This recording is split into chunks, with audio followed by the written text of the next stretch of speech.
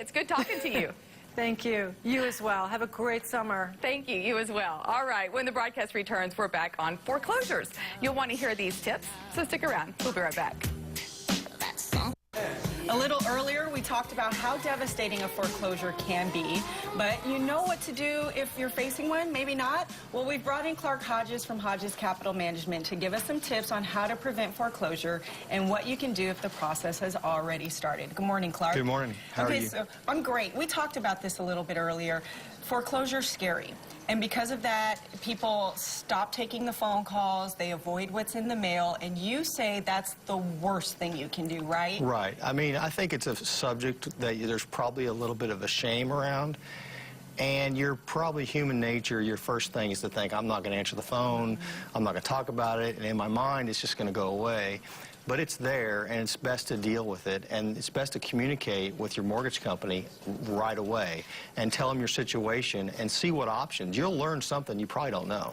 I wonder if people avoid it because they've heard stories about people who stayed living in their home for a year after they got their first foreclosure letter, sometimes even longer. Right. So I wonder if they're thinking, wait, if I just ignore them, I can buy myself some time. I think that's exactly what they're thinking, because you're thinking they don't know about me yet. Right. Why pick up the phone and call them and tell them about me? Exactly. Yeah, then they're just going to come kick me out sooner. But in the long run, I think you're going to buy yourself more time if you go up front and say, this is my situation, here's what's going on, here's what we think we can do.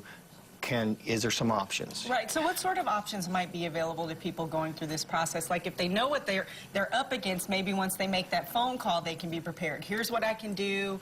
You know, what are their options? Well, there's counseling services out there, and HUD has some approved services that you could get into with the help of your mortgage company.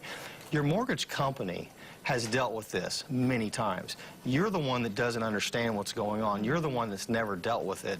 Your mortgage company has dealt with it a lot. So they've seen every aspect, they've seen every example, and when you talk to them, you're going to learn something, and they're going to be able to counsel you in what direction. And then they're going to put you in a category and say, okay, this is let's just tier it, a tier 1 versus a tier 5. Maybe a tier 5 is not that bad of a situation.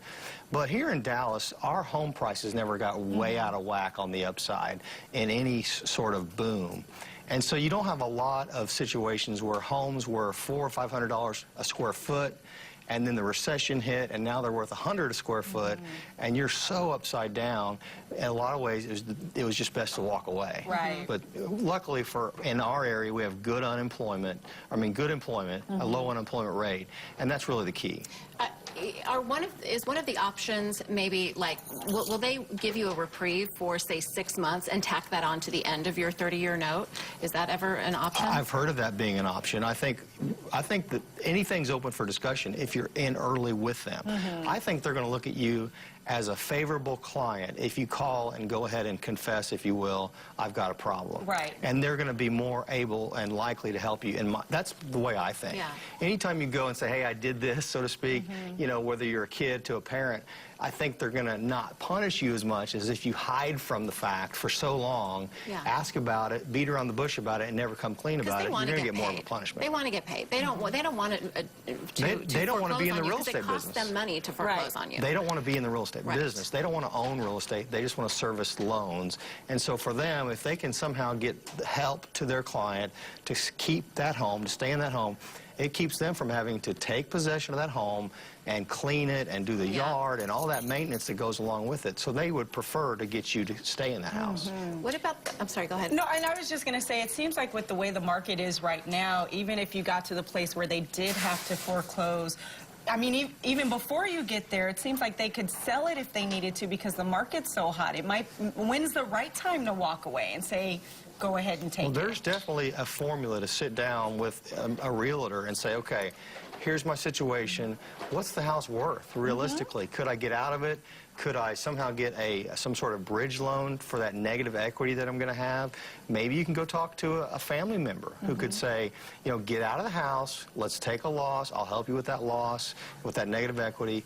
So Also there's a lot short- of ways, but you're right. The market here is pretty good, Right. and there's a good chance that your house today is worth more on the market than a year ago. Right. And short sale is always an option, Yes. too. Yeah. Can we talk about the credit implications, though? I mean, once you pick up that phone and you let the bank know you're having issues and you need a reprieve for a few months, or you need to refinance something, or how do you protect your credit through this whole process? It's hard. Yeah. It's real hard. Yeah. It's going to be on there in some They way, might listen shape, or to you. form.